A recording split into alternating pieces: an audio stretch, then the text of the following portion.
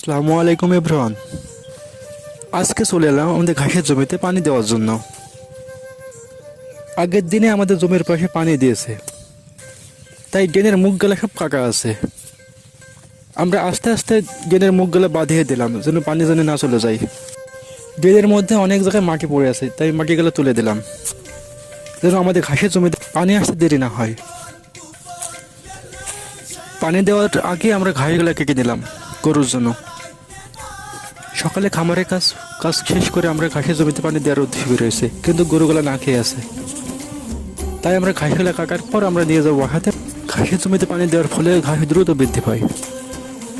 শীতকালে ঘাসের খুব সংকট, তাই কয়েকদিন পর পর আমাদের ঘাসের জমিতে পানি দিতে হচ্ছে। ঘাসের জমিতে পানি দেওয়ার পর আমরা সারগুলা দিয়ে দিচ্ছি ঘাসের জমিতে।